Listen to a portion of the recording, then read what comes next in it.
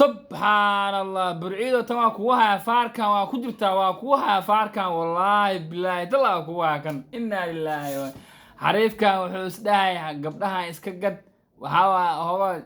وسداي نو مرورتي لا دايان وركو دالني إنا لله هذا برعيدة حنكو شيء أنا هرت إلي تمدرت هذا مكو شيء ولا أبايو والله بالله ثلاثة كتاب لي حريق هذا عاوة هدا الدكتور إلى إذا كداي ولا أباي سيد ما لو قراعي والله بالله أنا أرجع الشتاء ولا أركي قوي بأركي أبي ومقني أمشوق لكن ولا أركي بأركي وكو حال مرنا نمبرك على إيشان شنكرون عبد السعيد الله طوي ها محاول بركة نمبرك نمبرك على عاتق الدراسة يكون فاهمة مقاعد ما تعدي واقل ضمت هاي برعيدة والعقبة ربنا أنك أوكي هيا دن أوكي بلايا اسكي يسين ما هو حارب إنا بقول إدين سو قليو بقول إنا إدين سو قليو قفكي وكنت قاطع رب جاو مرك صاحبك عشداي قبلها كو حركي وقت يرسي بقول دور وقلي وابود منها أول كي وعمينين برعيدو تما كافر شلنتي أول كي إنا وحسيس مربين waxa igu sawiraya ahaayeen waxa waa gabdhahan de waxay diidayeen oo ninkii burcida lacag ka soo qaatay ama $100 ka soo qaatay waxa ay diidayeen naftigood shaxda ku fahmeen aad waa bood laakiin ilaahay yaa ku bixi baharka maxaa u gashaas daadana awlkiiba ilaahay yaa ku bixi kaatay saasa loo taabtay basuusino caar burcida burcid xariif waa walaa waa ku wataani oo lijaa taasan سبحان الله لو جيل المجال هذا ما قصد وان كان والله بالله ولقي مارك إن كان ينكر المجال بل إلدا فيديو بس هو كله موت لعلك سوقات حاسو كله وتيريوم كيو أبغى مرة تخف عادي حتى ولا قبل مني لك وسوقر دوافع ليس تحصل إنه بدك وين كمية معني وعاجز أنت ممكن بحثنا سوقه حلال وين كمية نجي مع راس هور فيريس ده ممكن نور أبصار فديوس إن ورني كان لو بجيل فيريا حريف كان على قنعي هذا كي كان لقنعي كي توقع على قنعي كي وحلقة هذا اللي سي قنعي كورنا كبعدنا هل ولا لدرناه يا توقو كان وحا هو قاضي هو علاتنا سود ديبتنا وفي عنتنا قالوا قشنا معنا قالوا قصي لك والله هو اللي عارف مقال سوقها قلني وغراب ساعة ترتيب كاغا يا حافظات باشا الله هنيو باشا كاغسمانية سلام سر والله لجواني كوا تاني انا وتا توق عسري سواني والله كل فرقين تقار إلا جفتي ربطا اسكا هذا الله باهنو وحجر إن لغوها الله maalmaha nagu soo aadan isbuucyada nagu soo aadan bilaha nagu soo aadan xaaladda Soomaaliya erkay ay geli doontaa ninkii ay jireen Cabdiraxmaan Ciro wuxuu u duulay magaalada Tel Aviv marka go'aan culus iyo foosto culus oo soo reex rabaa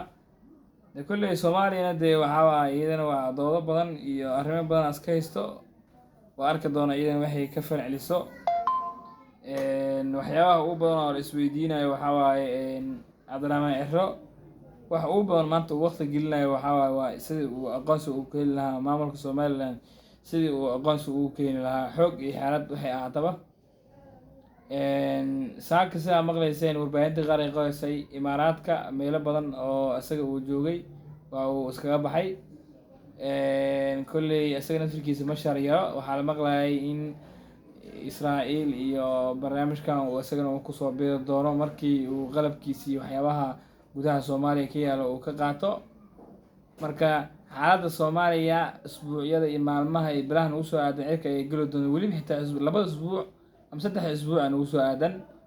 marka waa arki doona kulli siyaasaddan afkeeda meesha ay ku shubi doonto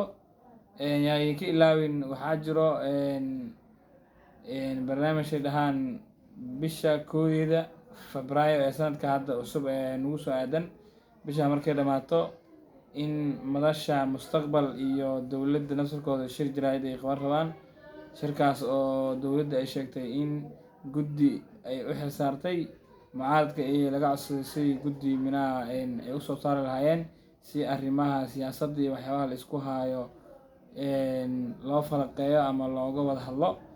sidoo kale warbaahinta saaka waxay qoraysay in baarlamaanka Soomaaliya la qorsheynayo in maalmahan ugu soo aadan in ajandayaal iyo barnaamijyaal cusub la horgeeyo si loo ansixiyo ama loo horgeeyo marka waxyaabo badan la karkarinayaa ayaantan labadan beri ama saddexdan beri aan soo dhaaftay xaalku iska deganaa Israa'iil iyo buuqeedu waa iska yaraa dhanka iyo SSC iyo khaatimo lagu mashquulsanaa tiktokliyadii wixii dhan xaggay sii jireen marka waxyaabo badan ay miiska saaran marmarka qaarkiina falaqeynta waa in loo jiiftaa marka kolley update-kaas ha u dambeeyey waxaan ahay Mr. Krimatani guuleysta dhowr daqiiqo ka hor qofkii la socdaa waxaan sheegay in uu ninkii Abdiraxmaan Cirraa uu Tel Aviv ka tegay safarna uu u yahay maalmaha soo socda siyaasadda Soomaaliya ay cirka isku sii shareeri doonto Abdiraxmaan Cirrana isagana la kulanka Netanyahu iyo madaxweynaha Mareykanka iyo siyaasiyiin badan oo mug iyo saameyn ku leh wadamada caalamka in uu la kulmi doono fuustadii hadda Netanyahu ma ahane fuusto ka weyn uu soo riixi doono marka hadeed waxay dhahay siyaasadda Soomaaliya maalmahan cirka ay geli doontaa wixii horay wax ka daran ay imaan doono sida halkaa idinkaga muuqata hadda video aan dhamaysateen u jeedaan Abdiraxmaan Cirro wuxuu aaday dhanka iyo Tel Aviv